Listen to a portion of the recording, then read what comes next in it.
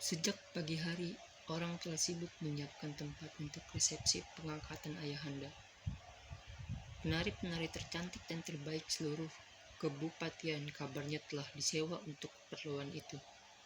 Ayahanda telah mendatangkan gamelan terbaik dari perunggu tulen dari kota T, gamelan Nenenda, yang selalu terbungkus beledu merah bila tak ditabuh.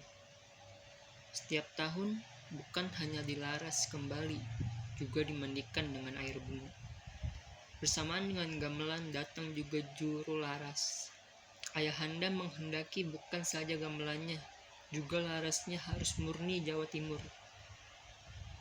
Maka sejak pagi pendopo telah bising dengan bunyi orang mengikir dalam menglaras. Pekerjaan administrasi kantor Kebupatian B berhenti seluruhnya.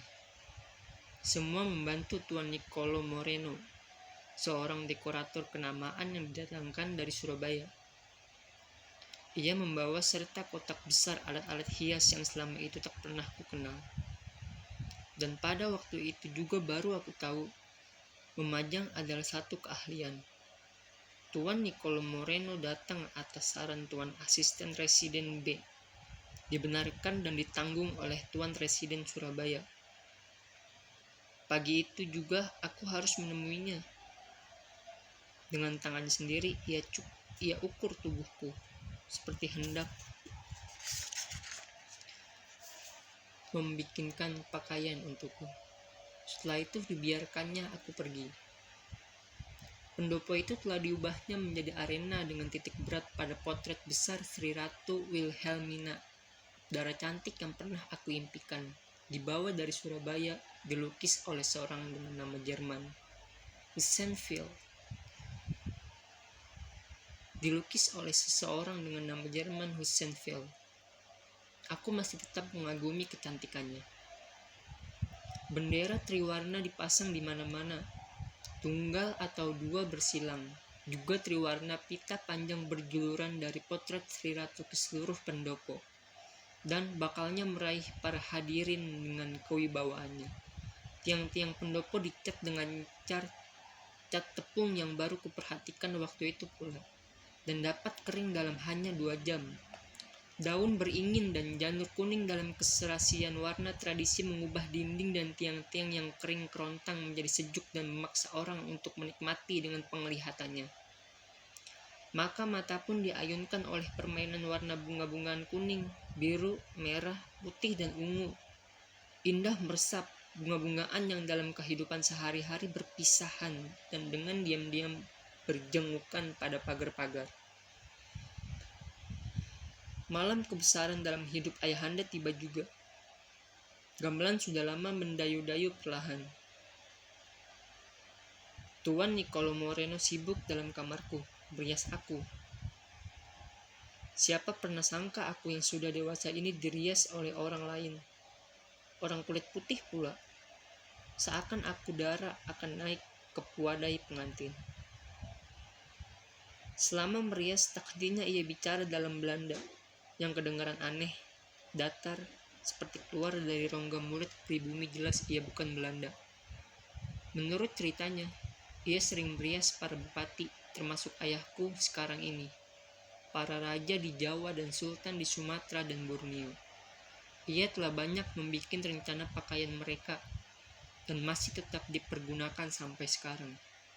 Katanya pula, pakaian pasukan pengawal para raja di Jawa ia juga yang merencanakan.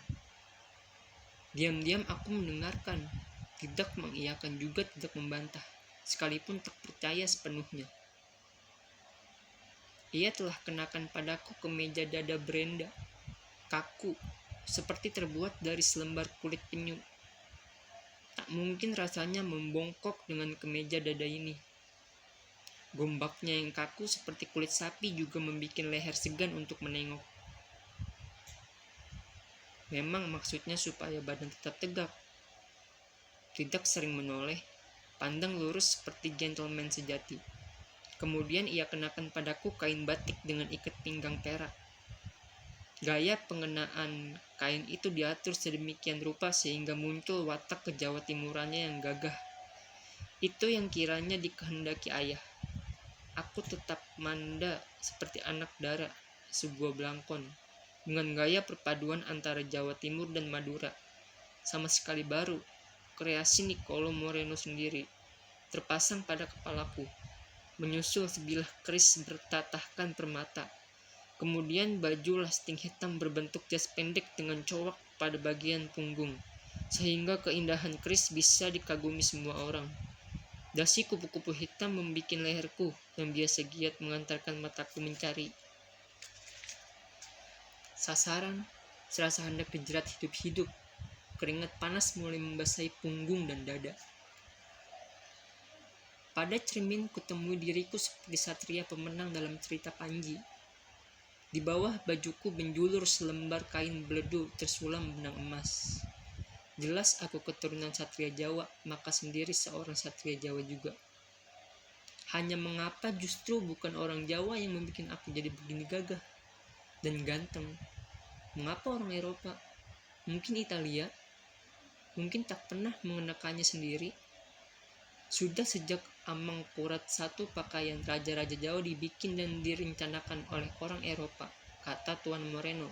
Maaf, Tuan hanya punya selimut sebelum kami datang. Pada bagian bawah, bagian atas, kepala hanya selimut. Sungguh menyakitkan. Apapun ceritanya, benar atau tidak, pada cermin itu muncul kegagahan dan kegantenganku. Mungkin nanti orang akan mengatakan, dandananku Jawa Tulen, melupakan semua unsur Eropa pada kemeja dada, gombak, dasi, malah lupa pada lasting dan beledu yang semua bikinan Inggris. Pakaian dan permunculanku sekarang ini aku anggap produk bumi manusia akhir abad 19. Kelahiran zaman modern. Dan terasa benar olehku. Jawa dan manusianya hanya sebuah pojokan tidak terlalu penting dalam keseluruhan bumi manusia.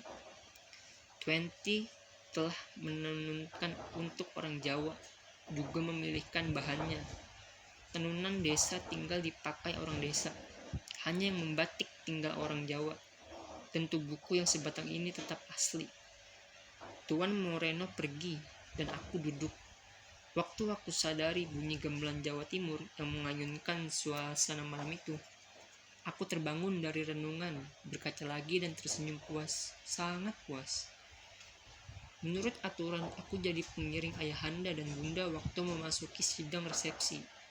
Abang akan jadi pembuka jalan, sedang saudari-saudariku tak mendapatkan sesuatu tugas di depan umum. Mereka sibuk di belakang.